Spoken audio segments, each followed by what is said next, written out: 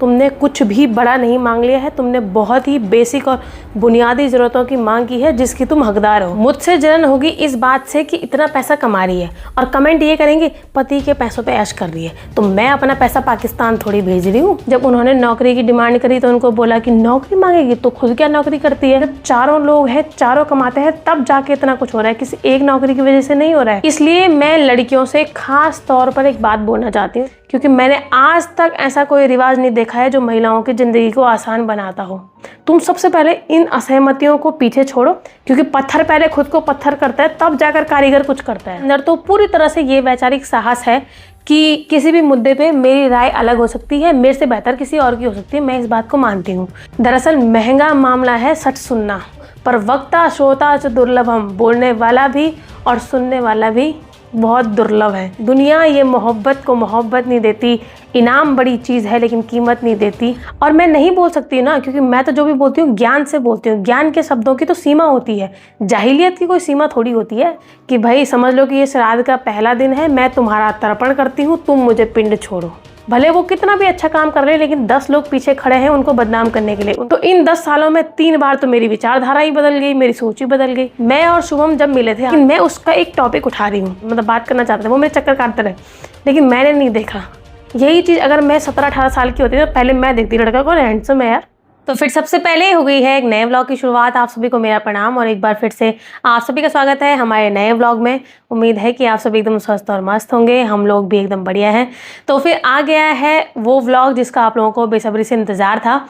Normal daily routine के vlog क्या होता है कि बनते रहते हैं, कुछ भी काम करते रहो, बनाते रहो, लेकिन इसके लिए पूरा सेटअप बिठाना पड़ता है, बैठना पड़ता है, और वो बड़ी समस्या वाली बात हो जाती है। कम से कम 1-2 घंटे निकालने पड़ते हैं, तो इस वजह से थोड़ा दिक्कत हो जाती है, इसलिए थोड़ा सा टाइम लग गया। आप लोगों ने जो भी सवाल पूछे हुए थे, अभी मैंने वो सवाल कोई भी तैयार नहीं रखे हुए, ना लिखे हुए हैं, मैंने सीधे कपड़े पहन के कैमरा सामने रख दिया है। लेकिन आज सबसे पहले मैं अपनी मन की बात बोलने वाली हूँ, मतलब जो मेरे मन में 1-2 चीज़ें रहती हैं, लेकिन एक सवाल मैं सबसे पहले उठाने वाली हूँ। एक सवाल था सबसे पहले, चलो शुरुआत करते हैं कि बहुत पहले 2017 में हमने आपको देखा था, आप दोनों बहनें गौचर जाती थी कंप्यूटर करने के लिए, और तब आप बहुत अलग थी, अब आप बहुत अलग हो गई है, मतलब व्यवहार वाइज बहुत चेंज आ गया है। पूरा कमेंट मुझे इतना याद नहीं है, बहुत लंबा लिखा हुआ था, पर मुझे लगभग इतना याद है कि आप इतना बदल कैसे गए या बदल गए हो। तो हम लोग कंप्यूटर करने नहीं जाते, कंप्यूटर मैंने कभी किया ही नहीं है, कंप्यूटर मुझे बिल्कुल भी पसंद नहीं है, मुझे फ़ोन भी पसंद नहीं है, ऐसे इलेक्ट्रॉनिक चीज़ों पे या कुछ भी काम करना मुझे बिल्कुल ही पसंद नहीं है। तो मैंने कभी भी कंप्यूटर नहीं किया। एक बार किया था, बताऊंगी बाद में कभी, तो वो भी सिर्फ 1 महीने के लिए। तो तब मैं 17 साल की थी, आज मैं 27 साल की हूँ। 10 सालों में तो बहुत कुछ बदल जाता है। तब हम लोग घर से बाहर ही निकले होते हैं, तब हमारी सोच का बहुत सीमित दायरा होता है। आज मैं एक शादीशुदा औरत हूँ, उस समय मैं छोटी बच्ची थी, नाबालिग थी, तो जाहिर सी बात है चीज़ें तो बदलनी थी, और व्यवहार में तो समय के साथ अंतर आता है। एग्जाम्पल के लिए मेरे पास 1-2 उदाहरण हैं कि जब हम शुरू कॉलेज जाते थे, तो पहले तो अपना ही गाँव देखा होता था, अपने ही गाँव का स्कूल देखा होता था। तो जब मैं कॉलेज गई तो मैंने देखा, बाप रे, दुनिया में इतने लोग भी हैं क्या। जब कॉलेज का भीड़ भड़ाका देखा, और जब आप कॉलेज में जाते हैं उस समय कॉलेज में चल रहा होता है चुनाव, तो उस समय कॉलेज में चुनाव चल रहा, उस चीज़ में बड़ा इंटरेस्ट हो रही है, और मैं भी इसको वोट दूंगी, मैं इसका सपोर्ट करूंगी। जाते ही किसी एक पार्टी का सपोर्ट कर दिया, जाते ही किसी एक आदमी को बोल दिया कि अरे मैं इसके साथ हूँ। क्यों? उसने वो गेट पर मेरा एडमिशन करने के लिए खड़े थे वो लोग। तो इस तरह से तो हम लोग सपोर्ट करते थे। धीरे धीरे जैसे उम्र बढ़ती गई, कॉलेज जाते रहे, तो उन्हीं लोगों से घृणा होने लगी जिनके प्रति हमारा बहुत कट्टर सपोर्ट था। क्यों? क्योंकि ऐसा लगने लग गया यार ये क्या लोग हैं यार, ये क्या कर रहे हैं, कभी लड़ाई झगड़ा, कभी यहाँ आंदोलन, कभी कुछ, कभी तोड़ फोड़, तो गलत लगने लगा। क्योंकि धीरे धीरे जब समय बदलता है, उसके बाद अब जाके इस उम्र में केवल उन्हीं के प्रति नहीं, मेरी सभी लगभग जो लोकतंत्र में काम कर रहे हैं, जो भी नेता लोग हैं, उनके प्रति मेरी अब थोड़ी बहुत सहानुभूति है। इसलिए क्योंकि मुझे पता है कि भले वो कितना भी अच्छा काम कर रहे हैं, लेकिन 10 लोग पीछे खड़े हैं उनको बदनाम करने के लिए, उनके किसी भी चीज़ को गलत बोलने के लिए। तो इसलिए अब मैं उनके पक्ष में हूँ। तो इन 10 सालों में 3 बार तो मेरी विचारधारा ही बदल गई, मेरी सोच ही बदल गई। तो धीरे धीरे आप जब उतरते हो ज़िंदगी में, तो आपका बहुत कुछ सोच बदल जाती है। और ऐसे कई मामले हैं जिनमें मैं बहुत कट्टर थी। आज मैं उन मामलों को लेकर पूरी तरह से असहमत हूँ। बीच में कभी सहमति आती, कभी असहमति आती, और इस तरह से चीज़ें होती रहती हैं। एक छोटा सा उदाहरण और दूंगी। मैं और शुभम जब मिले थे, हालांकि मैं आप लोगों को अपना लव स्टोरी व्लॉग लाऊंगी, कोई बहुत बड़ी बात नहीं है। लव स्टोरी जब भी आप लोग सुनेंगे तो, क्योंकि अभी हम लोगों को टाइम नहीं मिला, जब भी आप सुनेंगे तो उसमें क्या है कि केवल 4 मिनट, 4 दिनों का हमारा जो भी सिस्टम है, जो भी बातचीत हुई वो केवल 4 दिनों की है, और उसमें भी एक कहानी बन सकती है, तो कभी सुनाएंगे। लेकिन मैं उसका एक टॉपिक उठा रही हूँ। जब हम लोग शुरू कॉलेज में जाते हैं, या जब जवानी आ रही होती है, हार्मोन्स चेंज होता है, मेंटालिटी होती है, यार ये लड़का कौन है। उन्होंने, जब शुभम ने मुझे देखा था, अभी की बात कर रही हूँ 1 साल पहले की, तो वो एक शादी में मेरे चक्कर काट रहे थे। मतलब उन्हें मैं पसंद थी, वो मुझे देखना चाहते थे, मतलब बात करना चाहते थे, वो मेरे चक्कर काटते रहे, लेकिन मैंने नहीं देखा। यही चीज़ अगर मैं 17-18 साल की होती तो पहले मैं देखती, लड़का कौन है, हैंडसम है यार।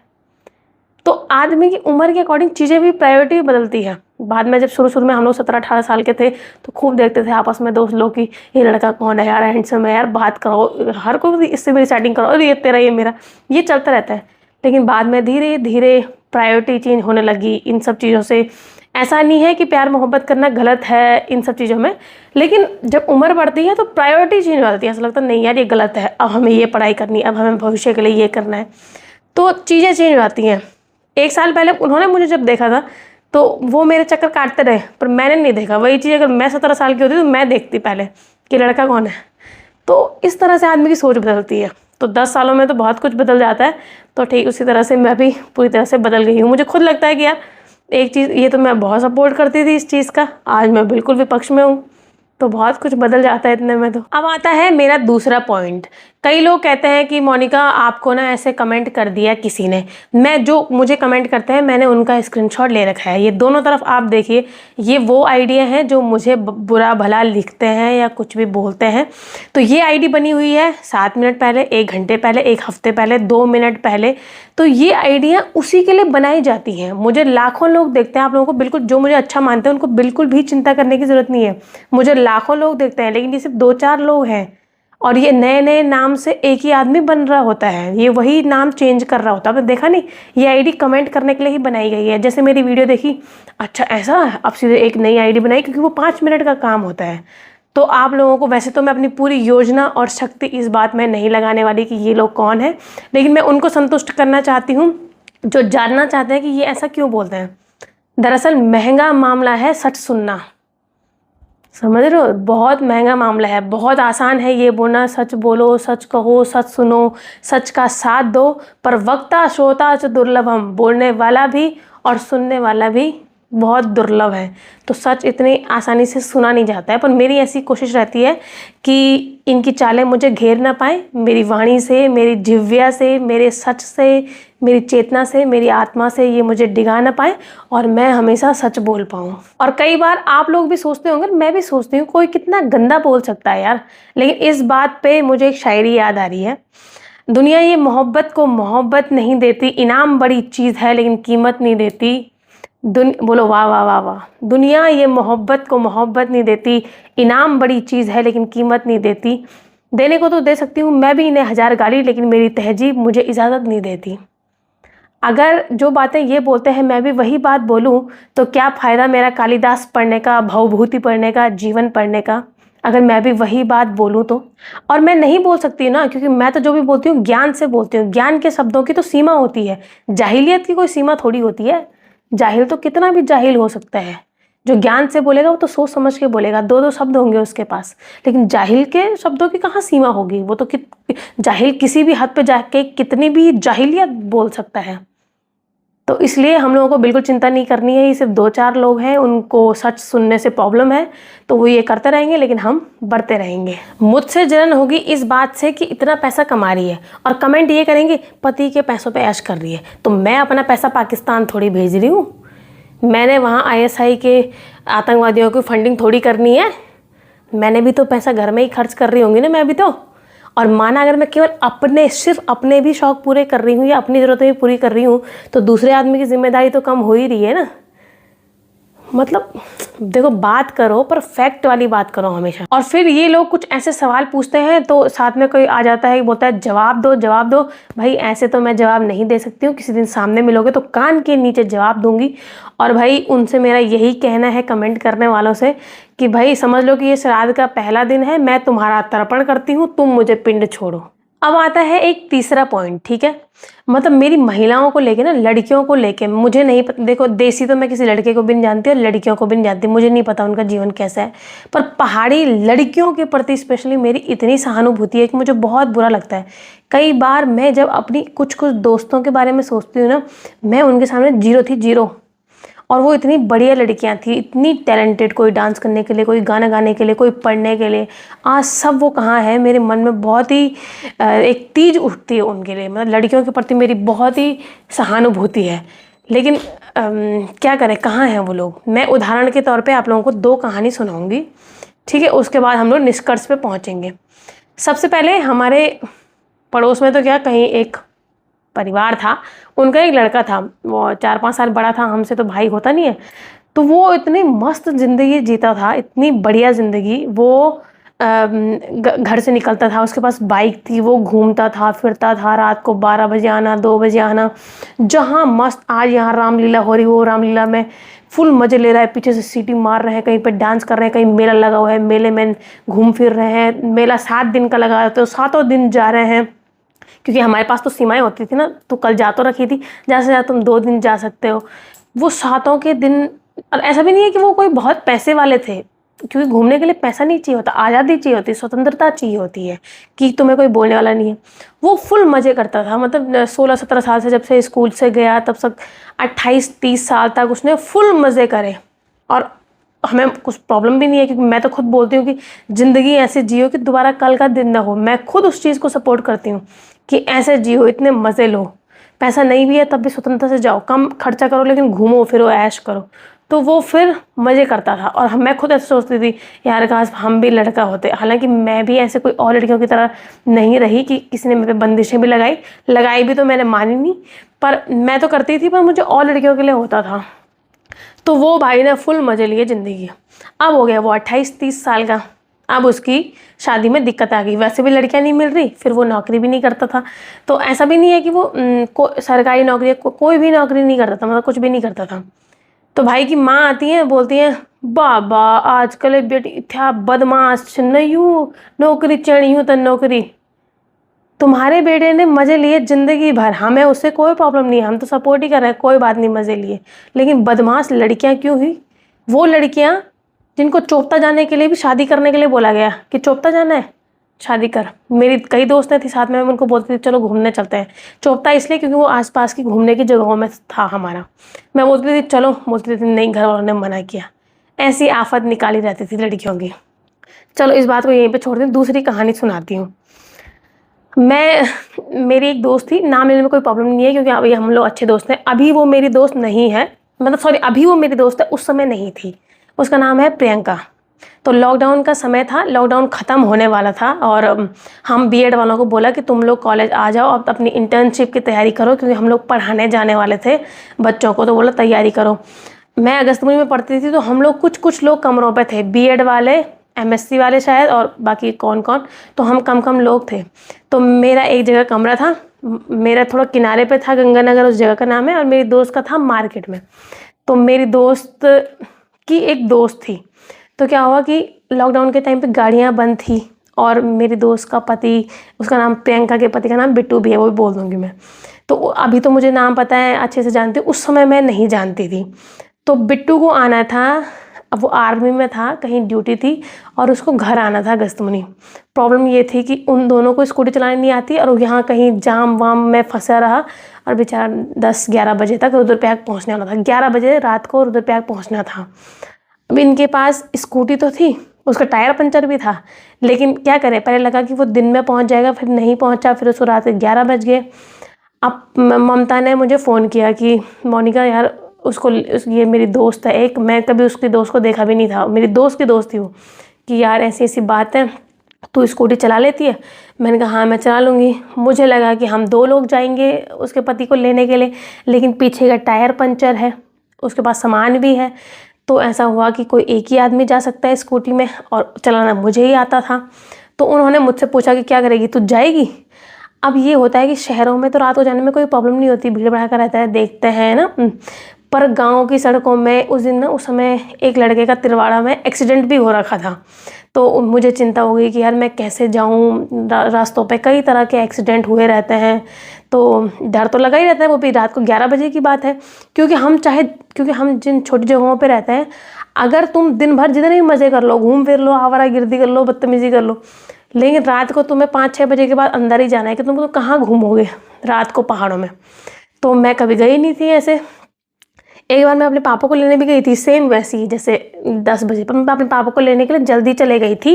मतलब ऐसा नहीं कि रात हो गई थी, पापा को लेने में नगरासू से रात को गई थी, लेकिन मैं चले गई थी 7-8 बजे। अब वापसी में पापा थे, तो डर वाली कोई ख़ास बात थी नहीं। तो ठीक उसी तरह से उसके पति का भी। अब रात के 10 बज गए हैं, डर रहता है रास्ते का। तो फिर भी मैंने, अब दया तो आती है यार, बेचारा कहाँ ड्यूटी कर रहा है, इतनी दूर से आ रहा है, कोई लेने वाला नहीं है, कोई नहीं मिला, मैं चले गई।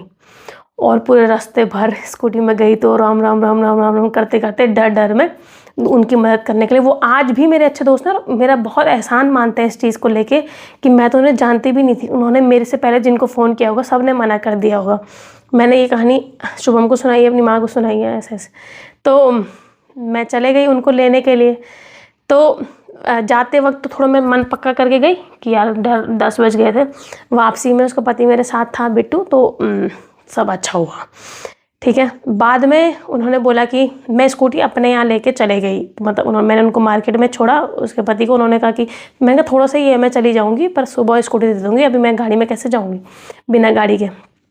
तब तक वहाँ पे कुछ लड़के बैठे हुए थे पुल पे। मैं जैसे मेरी नज़र पड़ी तो मुझे लगा कि चलो, एक मन में ये होता है ना कि चलो इंसान दिख गया, कहीं होता है ना इंसान दिख गया। तो मुझे 4 लड़के दिखे वहाँ पे, वो कुछ नशे कर रहे होंगे, कुछ आग जला रखी थी, दारू वारू के गिलास थे, कुछ थे और पी रहे खा रहे थे। पर मेरे लिए ये हो गया कि मुझे लोग दिख गए, मतलब होता नहीं है थोड़ा सा इंसान दिख जाए तो एक सहारा होता है। उन्होंने मुझे पहचान लिया होगा, क्योंकि अगर आप तेज़ प्रवृत्ति के होते हैं, कहीं भी होते हैं, तो उन्होंने देख लिया होगा। कल को 3-4 दिन बाद बात आ गई कि रात रात घूमती है ये तो, क्योंकि मैं एक ही दिन गई थी, मैं खुद रात को जाती नहीं हूँ, कि ऐसी है। कायदे से क्या होना चाहिए था, मुझे बोलना चाहिए था कितने आवारा हैं, कॉलेज पढ़ने के लिए आ रखे हैं, ये तो क्या बोलना चाहिए, मुझे बोलना चाहिए था ना कि यह कैसे इनके घर वाले हैं जिन्होंने इनको छोड़ रखा है। उन्होंने मुझे ही लपेटे में ले लिया कि देखो कितनी बर्बाद है, ख़त्म है, रात रात को आती है, जबकि मैं तो अपना काम करके आ रही थी। तो इन दोनों कहानियों से क्या निष्कर्ष निकलता है कि हम लड़कियां किसी भी हाल में गलत हैं, समझ रहे हो। उनके बेटे ने ज़िंदगी भर ऐश किया और बदमाश लड़कियां हो गई। कौन लड़कियां? जिनको ज़िंदगी भर ये बोला गया कि तूने शादी के बाद करना है, शादी के बाद करना है। तो वो कैसे बेरोजगार से शादी कर सकती है यार? उसने तो अभी कुछ भी नहीं देखा, वो तो घर से निकली भी नहीं है। मैंने तो कई ऐसी लड़कियों को देखा है जिनको ज़िंदगी भर ये बोला गया कि तू शादी के बाद जाएगी, शादी के बाद घूमेगी, शादी के बाद खाएगी, शादी के बाद ये करना। और बाद में जब उन्होंने नौकरी की डिमांड करी तो उनको बोला कि नौकरी मांगेगी तो खुद क्या नौकरी करती है। उनको तुमने घर से बाहर भी नहीं करने दिया कि वो किसी फील्ड में अपने आप को आजमाए। वो लड़के का तो मैं मान सकती हूँ कि वो 17 साल से 30 साल तक घूम रहा था, वो किसी भी क्षेत्र में अपने आप को आजमा सकता था। वो इस शादी में गया, उसने देखा, सोचा होगा कि मैं टेंट का काम कर सकता हूँ यार। वो कहीं घूमने गया, उसने देखा होगा यार मैं ये काम कर सकता हूँ, मैं वो काम कर सकता हूँ। तुम जितनी जगह जाओगे तुम्हें उतनी जगह अपने आप को आजमाने का टाइम मिलेगा या मौका मिलेगा। अब जो लड़की घर से बाहर ही नहीं निकली यार, पहले तुमने बोला कि शादी के बाद, और जब उसने बोला कि मुझे नौकरी वाला लड़का चाहिए तो उसे उसी पे बदनाम कर दिया गया कि नौकरी चाहिए इसको। तो इस वजह से मुझे अफसोस होता है, ठीक है। कायदे से मुझे बोलना चाहिए था उन लड़कों को कि कैसे नशेड़ी है यार ये। मैंने तो उनकी तरफ देखा लेकिन मुझे तो शक्ल भी नहीं पहचानी। मुझे बोलना चाहिए था कि पढ़ने के लिए आ रखे हैं और ये काम कर रहे हैं रात को 11-12 बजे, कितने आवारा है ये। उन्होंने मुझे ही बोल दिया ये घूमती है, ये ख़त्म है, ये बर्बाद है। तो मैं ये कहती हूँ कि हम लड़कियां हर हाल में गलत हैं। बदनाम लड़कियों को ऐसे कर रखा है कि ये बोलती हैं कि मुझे फौजी लड़का चाहिए, और क्या मांग लिया उन्होंने? कोई ऐसा बोला कि मुझे मेजर, जनरल, कर्नल चाहिए, ऐसी डिमांड कर दी उन्होंने कि मुझे 2-2 बड़ी, मैं फ़ौज में जाऊंगी तो मुझे 4-4 कमरों का क्वार्टर मिलेगा, मुझे 2-2 बड़ी मिलेंगे नौकर के तौर पे। ऐसा तो कभी नहीं बोला ना। उन्होंने क्या बोला कि मुझे फ़ौज की नौकरी चाहिए, और सिपाही की डिमांड करते हैं पहाड़ों में ज़्यादातर लड़कियाँ। कभी अफसर पे भी नहीं जानती, क्यों? और जबकि फौजी कोई बहुत फॉर्च्यूनर ज़िंदगी होती है क्या फ़ौजी की यार? मतलब ऐसा तो लगता है, जैसे ऐसा लगता है कि इतनी बदनाम हो रखी है लड़कियां कि जैसे पता नहीं क्या मांग लिया होगा कि मुझे फॉर्च्यूनर गाड़ी चाहिए, मुझे रेंज रोवर चाहिए, मुझे वहाँ पे 20 करोड़ का बंगला चाहिए, मुझे यहाँ पे ये चाहिए।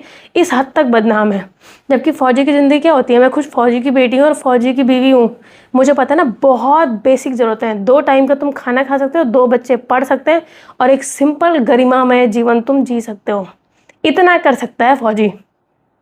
और वो भी कितने कष्टों के साथ यार, वो भी इतने कष्टों के साथ। पता नहीं क्या कैसी जिंदगी हो रखी होगी उनकी वहाँ।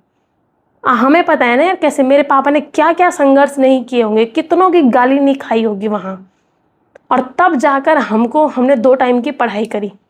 क्या ऐसा जीवन जी लिया।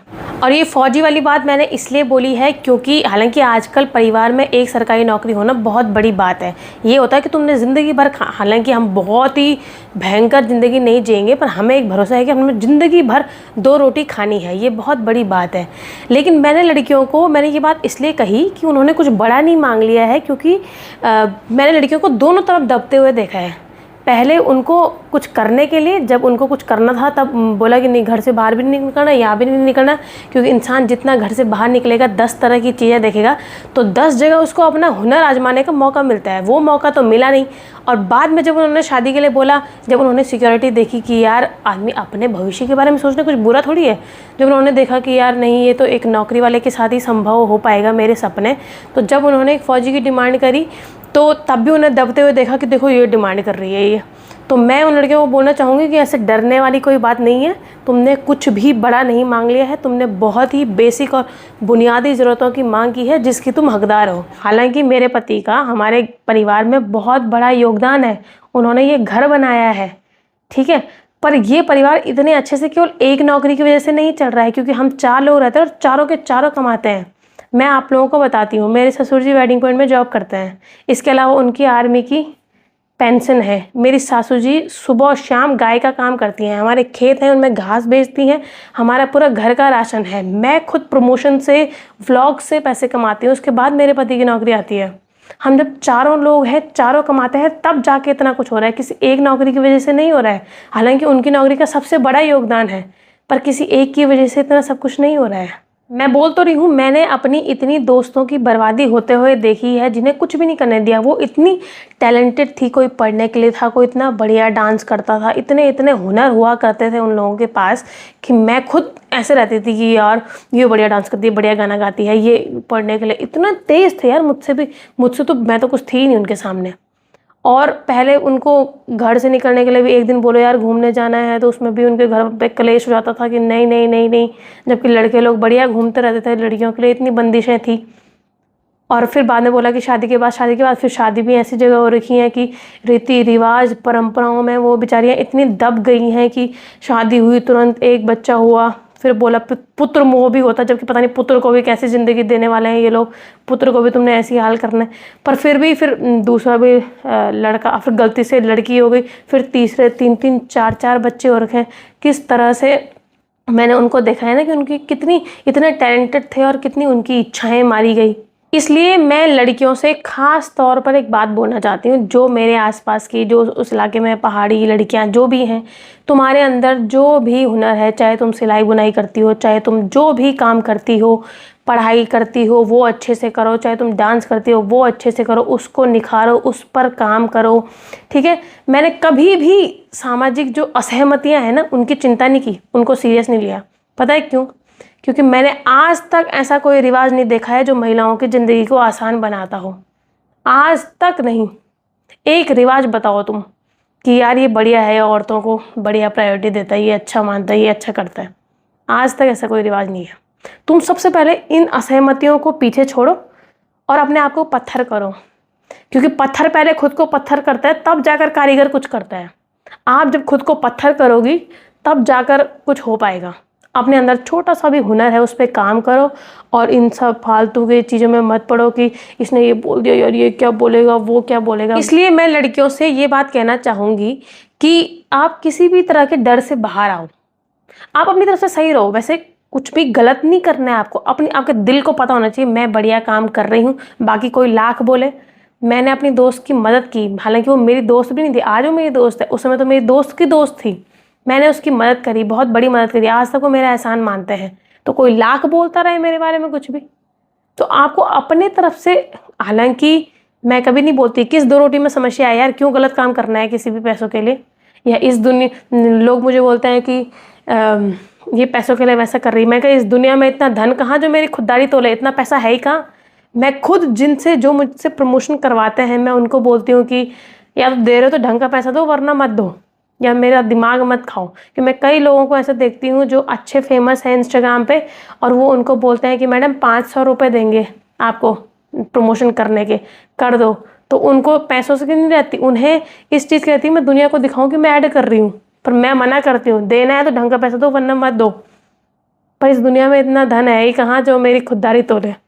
किस दो रोटी में समस्या है, मस्त बढ़िया जी रहे हैं। पर बात यह है कि आप अपने लेवल पे बढ़िया सोचने चाहिए, आपके मन को पता होना चाहिए कि आप कुछ गलत नहीं कर रहे हो, ठीक है, और आपको कुछ भी गलत नहीं करना है, लेकिन आपके अंदर जो हुनर है उस पर काम कीजिए। और मुझे आज यही बातें बोलनी थी, समय थोड़ा कम है, आप लोगों के सवालों को लेने का मौका नहीं मिला। दूसरी वीडियो में आती हूँ, आप लोगों के सवालों को जवाब दूंगी। आखिर मैं कहना चाहूँगी कि मेरे अंदर तो पूरी तरह से ये वैचारिक साहस है कि किसी भी मुद्दे पे मेरी राय अलग हो सकती है, मेरे से बेहतर किसी और की हो सकती है, मैं इस बात को मानती हूँ। पर मेरे अंदर जो बातें थी मैंने आप लोगों को वो कही है, मैंने सच कहा है। और सच से कई लोगों को, मेरे सच से कई लोगों को दिक्कत हो जाती है, वो नाराज़ हो जाते हैं, उस नाराज़गी के नुकसान में झेलती रहती हूँ और मुझे कोई प्रॉब्लम भी नहीं है। लेकिन मैं कभी भी ये नहीं कहूँगी कि इस मामले पर जो मेरी राय है वही सबसे पहले है। राय सबकी सब कुछ हो सकती है, मेरी भी ये केवल राय है एक आप लोगों के लिए, कि लड़कियों के लिए, कि मैंने क्या क्या देखा हुआ है। मेरा ये उम्र का तजुर्बा है। जब मैं 17 साल की थी तब मैं क्या सोचती थी, जब मैं 20 साल की थी मैं तब क्या सोचती थी, आज इस उम्र पे आके मैं पीछे वाली उम्र की लड़कियों को क्या सलाह देना चाहूँगी। और आखिर मैं यही कहना चाहूँगी कि कुछ भी शब्दों का घेर फेर हो जाए, मेरी नीयत बिल्कुल साफ़ है, मैं आप लोगों के पक्ष में ही हूँ। और केवल यही कहना चाहूँगी कि माना कि आप गधे होंगे, लेकिन किसी के खूंटे से तो नहीं बंधे रहोगे, अपने मन की करो जो आपको सही लगता है। और किसी की इतनी फालतू योजनाओं को सुनने की ज़रूरत नहीं है, आप वही करो जो आपको सही लगता है, लेकिन सही होना चाहिए। तो चलिए फिर, आज मैंने आप लोगों के सवाल नहीं उठा पाई क्योंकि मेरे को टाइम ही नहीं मिला, शरीर भी इतना साथ नहीं दे रहा है और चीज़ें भी थोड़ा हो ही रही हैं करने को, तो इस वजह से समय नहीं मिल पा रहा है। आप लोगों के सवालों के जवाब लेके आऊँगी मैं दूसरी वीडियो में, तब तक आप सभी अपना ख्याल रखिए, बाय बाय।